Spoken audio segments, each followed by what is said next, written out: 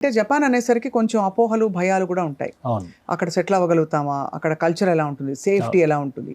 So tell us a little bit about Japan. See, if you see the safety index of these entire countries, and Japan stood almost in the second place. First place will be the Singapore.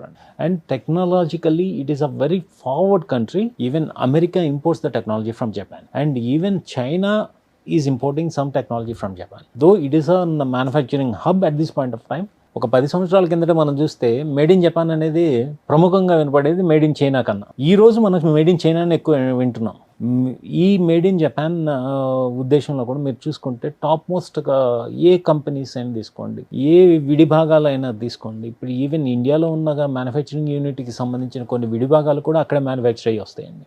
అవి వచ్చిన తర్వాత ఇక్కడ assemble చేసుకునే పరిస్థితి ఉంది. So even in the big automobile tycoons, they are from Japan, and even the software industry and everything.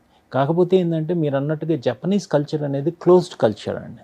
అవును. They were not exposed to the world as of height. అవును. సో వాళ్ళ కల్చర్ని మనం అవలంబించుకోవటానికి ఈ గ్రాడ్యుయేట్ ఇమ్మర్షన్ ప్రోగ్రామ్ ఏదైతే ED plus start చేసిందో అది చాలా తోడ్పడుతుంది.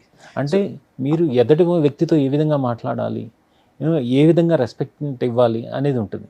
ఆ గ్రీటింగ్ నుంచి కూడా it's fascinating new way of being. అవునండి. ఇప్పుడు మనం మాట్లాడే విధానం కూడా జనరల్గా ఎస్పెషల్లీ మన తెలుగు వాళ్ళకు లేకపోతే మన సౌత్ ఇండియన్స్కి టక్కున ముక్కు మీద కోపం ఉంటుందండి. బట్ జపనీస్కి ఏంటంటే ఎప్పుడు మనం నవ్వుతా మాట్లాడించాలి, ఈ చక్కగా వాళ్ళని పలకరిస్తూ ఉండాలి.